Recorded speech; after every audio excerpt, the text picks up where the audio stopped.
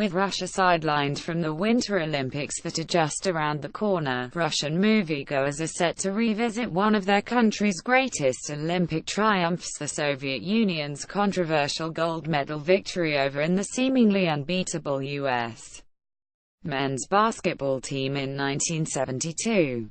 Going Vertical, a state-backed historical sports drama being promoted as a patriotic blockbuster, brings the story of that groundbreaking Soviet squad to a new generation of Russians when it premieres in cinemas on December 28.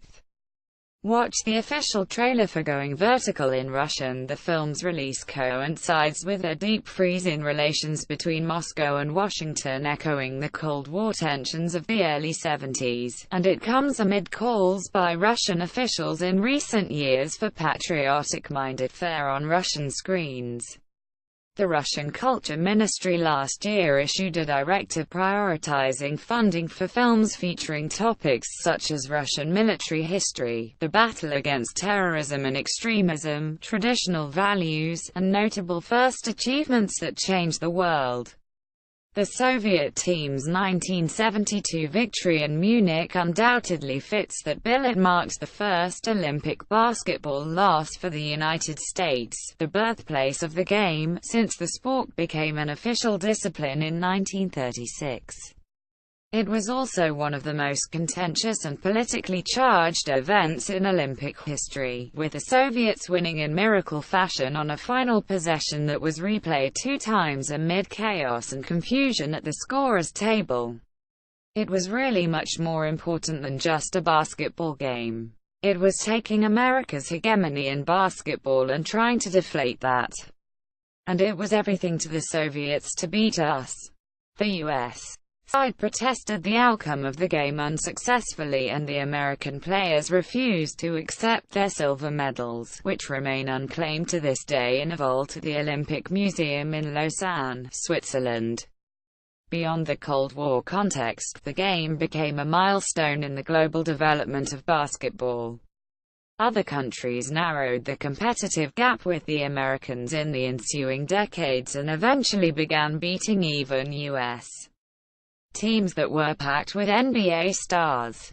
A lot of the global improvement came from psychological breakthroughs, from one generation and then the next realizing that the U.S. wasn't unbeatable. Alexander Wolf, an author and longtime basketball writer for the magazine Sports Illustrated who has covered international basketball for decades, told RFERL. And the first shot heard round the world was in Munich. Great victory. Going Vertical, which has received financing from the state's Cinema Foundation Fond Kino and the Russian Culture Ministry, is already being lauded in state media as a must-see for Russians of all ages. Following a recent closed screening of the film in Moscow, Russian news anchor and media executive Dmitry Kiselyov, who was in attendance, gushed that many in the audience left the theater in tears but also as if they were flying.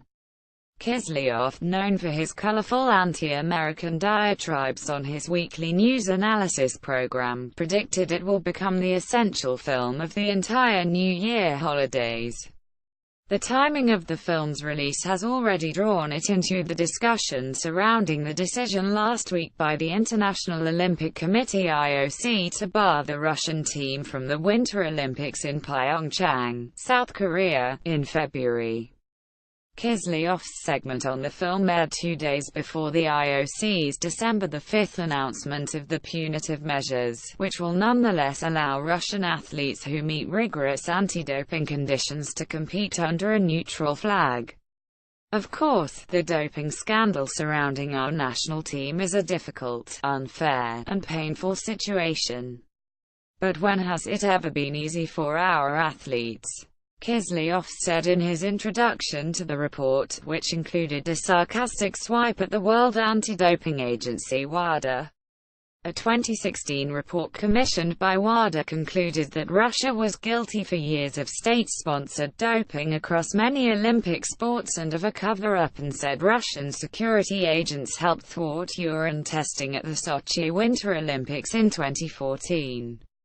Russia denies any state involvement in doping.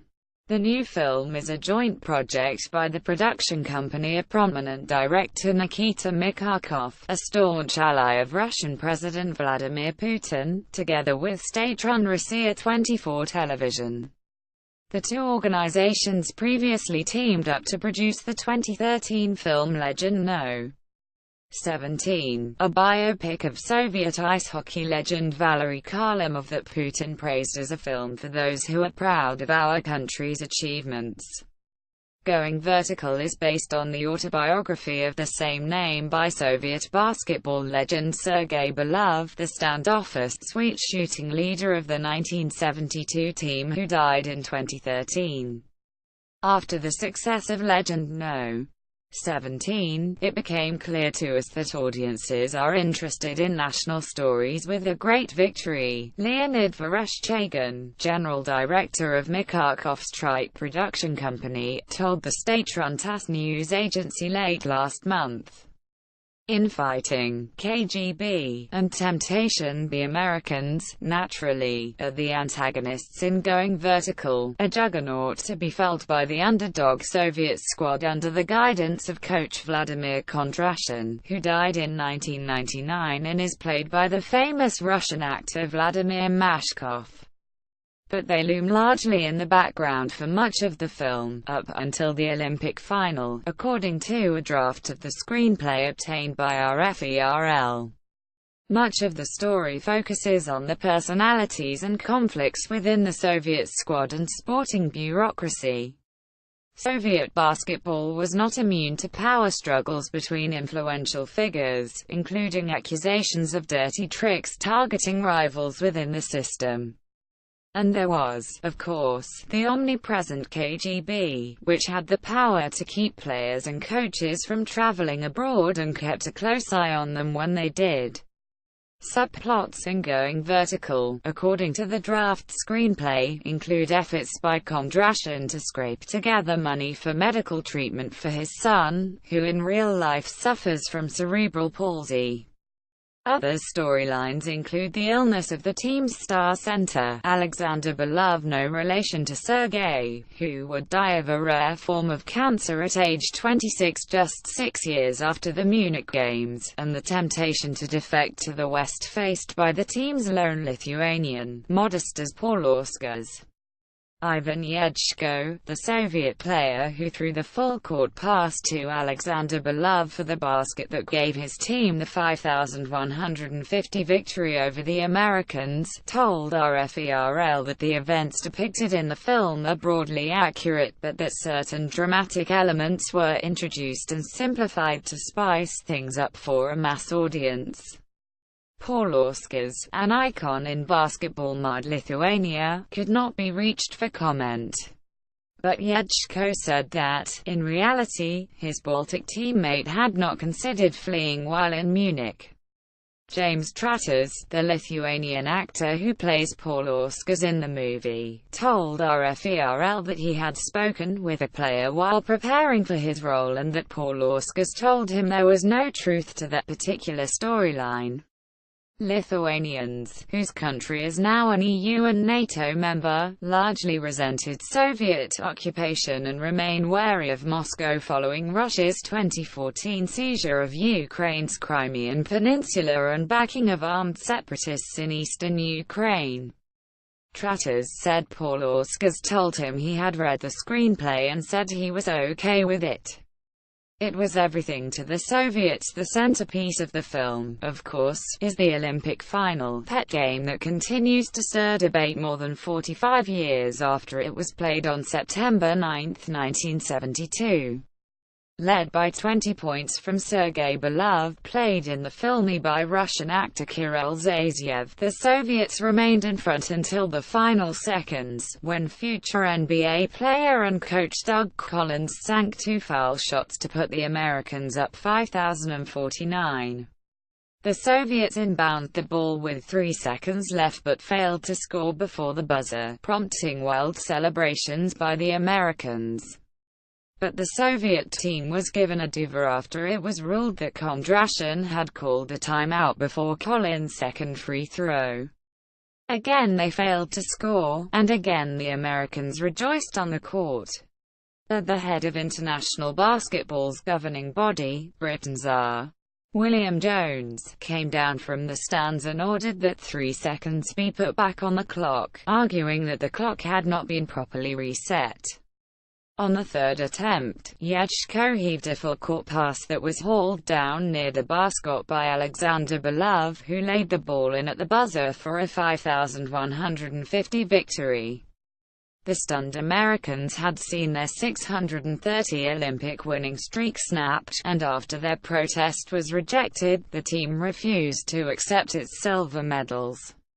It was really much more important than just a basketball game, Tom McMillan, who was tasked with guarding Yechko on the final play and who later became an NBA player and U.S. congressman, told RFERL. It was taking America's hegemony in basketball and trying to deflate that. And it was everything to the Soviets to beat us. We hadn't lost, ever. McMillan in 2012 proposed what he called a grand compromise in which the IOC would award dual gold medals for the game, and in exchange the silver medals sitting in a Lausanne vault would be monetized and donated to a Russian charity for orphans. He told RFERL, however, that his former teammates had absolutely zero interest in it. I thought that maybe time would temper that, but it hasn't. Sadly, those medals will be sitting there for years to come, said McMillan, who argues that Jones had no authority to intervene at the scorer's table. We beat the country that has the strongest basketball, the best basketball. It will be the strongest in 100 years as well. He added that it was inevitable that the U.S. team would lose in the Olympics at some point, noting that the American teams consisted of college players, while the Soviets and other national teams had older rosters featuring professional players. Sergei Belov conceded in his autobiography that the Soviet players were essentially professionals, despite their nominal amateur status. We couldn't play college kids against pro players and win forever, McMillan said. The world was getting too good at basketball. How long these 3 seconds are lasting. U.S. actors with basketball backgrounds were brought in to fill the roles of American players in Going Vertical. Oliver Morton, a former U.S. college player who plays the role of Collins, described the film as a big production and estimated that the scenes from the game were selected from probably 30 to 40 hours of footage. They were getting shots in every single direction, Morton told RFERL in a telephone interview. Basketball consultants on the film included Sergei Belov's son, Alexander, and Yechko, one of only 4 living members of the Soviet gold medal team. Yechko, who was born in Soviet Belarus, told RFERL that he is happy that the relatives of his former teammates will get to see what their husbands and grandfathers did. We beat the country that has the strongest basketball, the best basketball, he said. It will be the strongest in 100 years as well.